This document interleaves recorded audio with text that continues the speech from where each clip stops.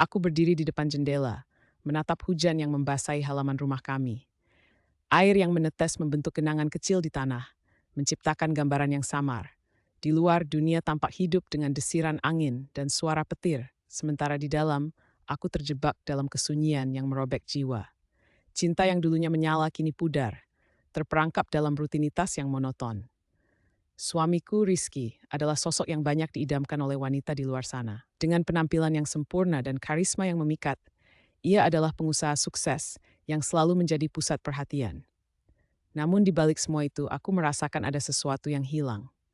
Setiap malam, aku berharap ia akan pulang lebih awal, mengajakku berbicara, atau sekadar menghabiskan waktu bersama. Namun, yang kutemukan hanyalah kesunyian dan suara detak jam yang seolah menghina. Diana, kau tidak apa-apa? Suara lembut Sofia, sahabatku, mengejutkanku dari lamunan. Ia muncul tiba-tiba dengan senyuman ceria yang selalu mampu menyegarkan hariku. Kami telah bersahabat sejak kecil dan baginya, aku adalah tempat berlabuh dari segala kegundahan. Aku hanya sedikit lelah, jawabku sambil menghela napas. Sofia mengangguk, seolah memahami. Coba kita pergi ke kafe favoritmu nanti ya, aku ingin mendengar semua tentang kelasmu. Ia menggenggam tanganku, menawarkan pelukan hangat yang aku butuhkan saat itu. Malam kami dilanjutkan dengan obrolan ringan di kafe, suara tawa dan musik mengisi suasana. Namun di dalam hatiku, kerinduan akan kedekatan yang hilang dengan Rizky terus membara. Diana, kenapa kau tidak berbicara saja pada Rizky? Sofia bertanya, matanya menatapku penuh harap. Mungkin dia tidak menyadari betapa jauh jarak di antara kalian. Aku terdiam bingung. Bagaimana bisa aku menjelaskan perasaan ini? Setiap kali aku mencoba berbicara, Rizky selalu tampak sibuk dengan pekerjaannya. Dia tidak pernah malas untuk merancang impian besar, tetapi ia seolah melupakan impian kecil yang ada di depan mata, cinta kami. Aku tidak tahu, Sofia. Mungkin aku hanya perlu menunggu, atau mungkin aku sudah terbiasa dengan kesedihan ini, ujarku. Suaraku hampir tenggelam oleh hiruk-pikuk di sekitar. Sofia menatapku dengan serius. Diana, hidupmu tidak boleh hanya menunggu. Cinta itu butuh usaha. Cobalah sekali lagi. Dengan setiap kata yang keluar dari mulutnya, aku merasa harapan dan ketakutan bertabrakan dalam diriku. Malam itu berakhir tanpa jawaban, dan saat aku beranjak pulang, pikiranku melayang pada sosok Rizky. Aku merindukannya, meskipun kami berada dalam satu rumah yang sama. Sesampainya di rumah, kegelapan menyambutku. Hanya lampu kecil di ruang tamu yang menyala, menunjukkan tanda-tanda kehidupan yang seolah tidak terhubung dengan ragaku. Aku melangkah ke kamar, berharap menemukan suamiku di sana. Namun hanya ada kesunyian. Dia belum pulang. Hujan masih mengguyur dan suara air yang jatuh seolah menjadi pelengkap perjalanan hatiku yang sepi. Dalam kegelapan itu, aku mulai meragukan cinta yang pernah ada. Apakah ia benar-benar masih ada? Hujan masih mengguyur, dan suara air yang jatuh seolah menjadi pelengkap perjalanan hatiku yang sepi. Dalam kegelapan itu, aku mulai meragukan cinta yang pernah ada. Apakah ia benar-benar masih ada? Hari-hari terakhir terasa berat.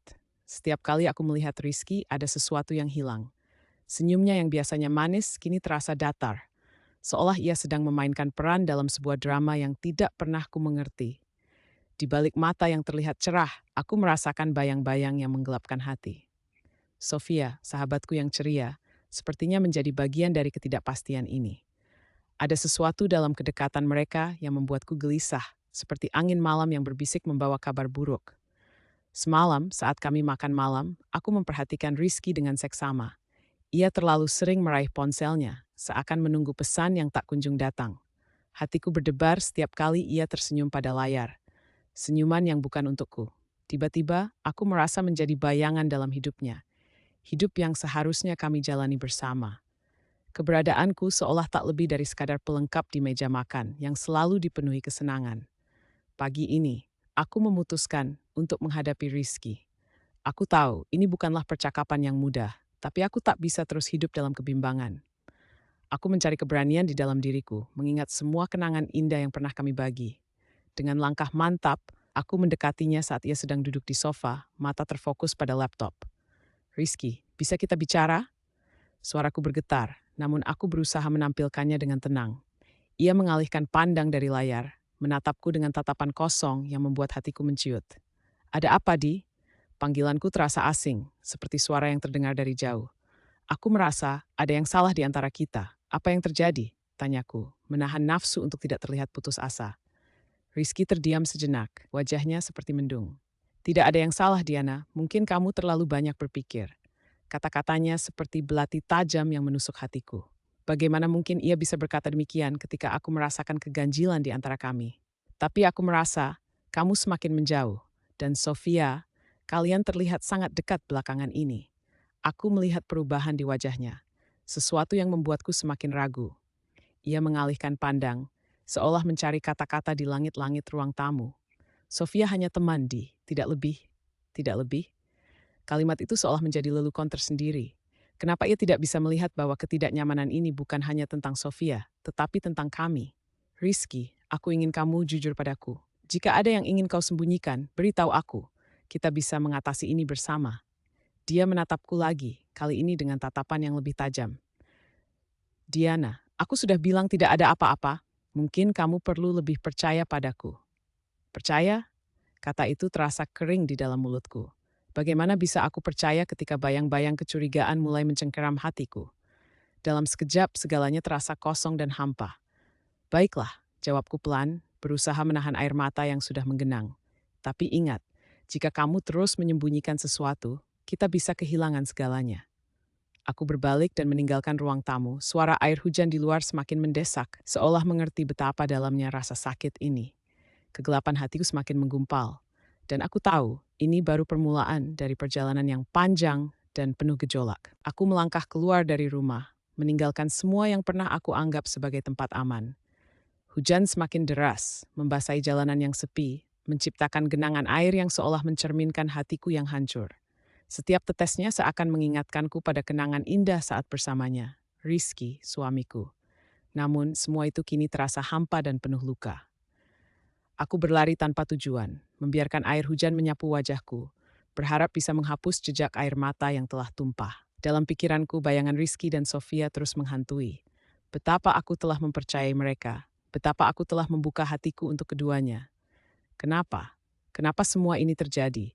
Di tengah lautan kesedihan itu, aku merasakannya, sebuah kebangkitan. Aku harus mengambil waktu untuk diriku sendiri. Jarak adalah jawabannya. Jarak dari mereka yang telah menghancurkan semuanya.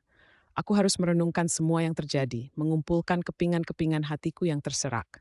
Aku pergi ke taman kota, tempat yang biasanya menjadi pelarian. Suara gemuruh petir di kejauhan menambah dramatisasi hari ini. Di sana, di bawah rindangnya pohon, aku duduk di bangku yang sudah lapuk, tetap basah oleh hujan. Aku memandangi dedaunan yang bergerak tertiup angin, seolah mereka pun merasakan beratnya beban yang kutanggung. Diana, sudah cukup. Suara hatiku berseru. Kau tidak bisa terus-menerus terpuruk. Kau harus bangkit. Namun bagaimana? Aku merasa diriku tidak lebih dari bayangan seorang wanita yang pernah bahagia. Apa aku harus menemui Rizky dan menuntut penjelasan? Atau akankah aku melupakan semuanya dan mulai dari awal? Dalam kegalauan ini, aku teringat akan pertemuan terakhirku dengan Sofia. Senyumnya yang ceria, tawanya yang menggema, semua itu kini terasa menipu. Tiba-tiba, suara ponselku bergetar. Sebuah pesan masuk. Ketika aku buka, aku melihat nama Rizky. Hatiku berdegup kencang, namun aku tahu ini bukan saatnya untuk membaca pesan itu. Aku menutupnya dan melempar ponselku ke dalam tas. Ini bukan saatnya untuk mendengarkan janji-janji yang mungkin hanya akan membuatku semakin terluka. 1 jam berlalu dan hujan mulai mereda. Langit berangsur cerah, meskipun hatiku masih mendung. Disitulah aku memutuskan. Aku harus mencari kekuatan dari dalam diriku. Kekuatan untuk merelakan, untuk melepaskan jika perlu. Aku tidak bisa menjadi korban dari pengkhianatan ini. Aku berdiri, menghapus air hujan dari wajahku, dan melangkah pergi. Setiap langkah membawa harapan baru. Meski sakit ini belum sepenuhnya reda, aku tahu aku akan menemukan jalan kembali ke diriku yang sebenarnya. Di luar sana, dunia masih menunggu, dan aku akan bertarung untuk mendapatkan kembali kebahagiaanku. Saat aku meninggalkan taman, aku merasakan sebuah kekuatan baru mengalir dalam diriku. Ini adalah akhir dari satu babak, tetapi awal dari yang lain. Dua setiap jalan akan kutempuh, janji pada diri sendiri, wajar malu ini semua, dan bangkit lebih kuat dari sebelumnya. Setelah beberapa waktu merenung, aku duduk di tepi jendela, menatap hujan yang turun tanpa henti. Setiap tetesnya seolah mencerminkan keraguan dan rasa sakit yang mengisi hatiku. Aku ingat senyuman Rizky saat pertama kali kami bertemu, bagaimana dia memelukku dengan kehangatan yang membuatku merasa aman. Namun semua itu terasa jauh, seolah terhapus oleh pengkhianatan yang datang dari arah yang tidak pernah aku duga. Rizky dan Sofia berusaha menjelaskan mengapa mereka melakukan hal itu. Rizky dengan tatapan penuh penyesalan mengatakan bahwa dia merasa terjebak dalam rutinitas kehidupannya yang padat. Aku tidak bermaksud menyakitimu, Diana, katanya. Suaranya bergetar dan aku bisa melihat rasa bersalah yang mendalam di matanya. Aku hanya merasa kesepian. Sofia, di sisi lain, berusaha menghiburku dengan cara yang berbeda. Dia menjelaskan bahwa dia merindukan persahabatan kami yang dulu saat kami bertiga bersama. Semuanya jadi rumit, Diana.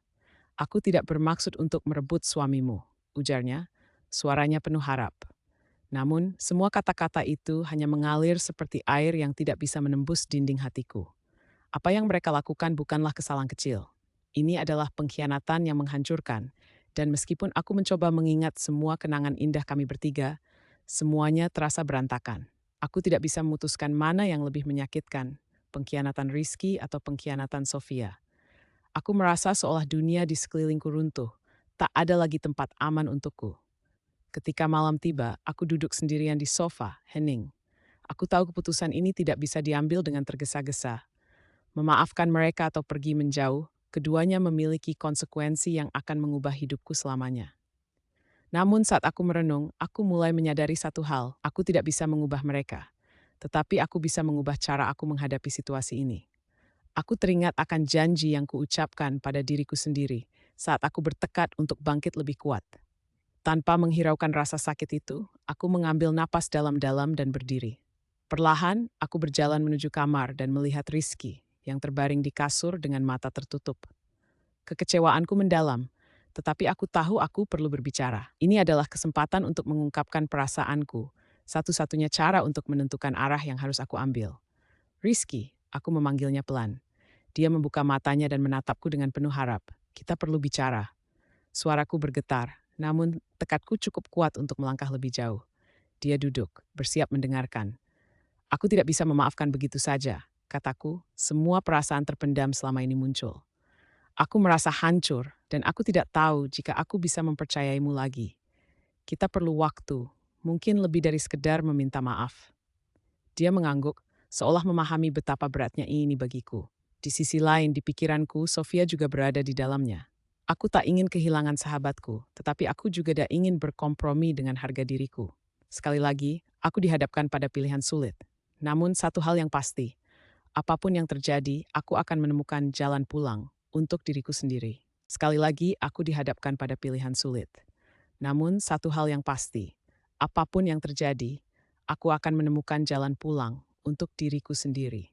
Hari itu terasa berbeda. Udara di dalam ruangan terasa lebih berat, seakan mengumpulkan semua emosi yang selama ini terpendam. Aku duduk di ruang tamu, menunggu Rizky dan Sofia. Jantungku berdebar kencang, memikirkan percakapan yang akan terjadi. Ini bukan hanya tentang pengkhianatan, ini tentang harapan, penyesalan, dan kemungkinan untuk memulai kembali. Rizky datang lebih dulu. Dia terlihat lelah dengan raut wajah yang menyiratkan kebingungan dan penyesalan. Saat matanya bertemu dengan mataku, ada keraguan dan keinginan yang terlukis jelas. Diana, katanya pelan, suaranya bergetar. Aku tahu tidak ada yang bisa menghapus apa yang terjadi. Aku menarik napas dalam-dalam sebelum menjawab. Aku tahu, tapi kita perlu bicara tentang kita, tentang apa yang terjadi. Sofia datang tidak lama setelahnya, wajahnya penuh dengan ekspresi campur aduk.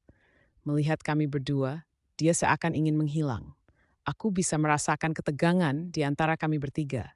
Bukan hanya karena pengkhianatan itu, tetapi juga karena cinta yang pernah ada, yang sekarang tergantung di tepi jurang. Aku minta maaf, Diana. Sofia mulai, suaranya lembut namun mantap. Aku tidak tahu apa yang membuatku melakukan itu. Aku tidak pernah bermaksud menyakitimu. Aku menatapnya, mendalami matanya. Ada kejujuran di sana, tetapi juga keraguan. Sofia, ini bukan hanya tentang permintaan maaf. Kita perlu jujur satu sama lain. Aku merasa ditinggalkan. Aku merasa terasing. Jawabku, berusaha mengatur emosi yang menderu di dalam dada. Diana, aku ingin memperbaiki semuanya. Aku ingin kau tahu bahwa rasa sayangku padamu tidak berubah. Rizky berbicara, suaranya penuh harap. Aku akan melakukan apapun untuk mendapatkanmu kembali. Mendapatkan kembali apa, tanyaku, sedikit sinis. Suatu hubungan yang sudah terbakar, kita harus membangun semuanya dari awal. Aku ingin kita jujur tentang apa yang kita rasakan, tentang ketidakpastian yang kita hadapi. Rizky dan Sofia saling bertukar pandang. Aku akan melakukan apapun, Rizky menegaskan. Aku akan berusaha lebih baik, lebih terbuka. Aku tidak ingin kehilanganmu. Sofia kemudian menambahkan, dan aku berjanji untuk mendukungmu, Diana. Aku ingin kita bisa kembali seperti dulu, tanpa ada rahasia di antara kita. Mendengar pernyataan itu, hatiku bergetar. Ada harapan yang mulai tumbuh, meski kecil. Namun, aku tahu ada syarat yang harus dipenuhi. Aku ingin kita membuat aturan baru. Kita semua harus terbuka. Tidak ada lagi rahasia. Tidak ada lagi kekecewaan yang terpendam. Mereka mengangguk dan dalam sekejap mata, aku merasa seolah kami telah menyepakati sesuatu yang lebih dari sekadar kata-kata. Ada kesepakatan untuk saling percaya lagi, untuk berusaha lebih keras dari sebelumnya. Dalam momen haru itu, kami bertiga saling mengungkapkan perasaan yang terpendam. Air mata mengalir, tetapi bukan hanya karena kesedihan. Ini adalah air mata harapan, air mata yang merayakan pertemuan kembali. Mungkin, hanya mungkin kita bisa menemukan kembali cinta yang pernah ada. Dan saat itu aku tahu bahwa perjalanan ini baru dimulai. Kami akan berjuang, berjuang untuk cinta, untuk kepercayaan, dan untuk diri kami sendiri.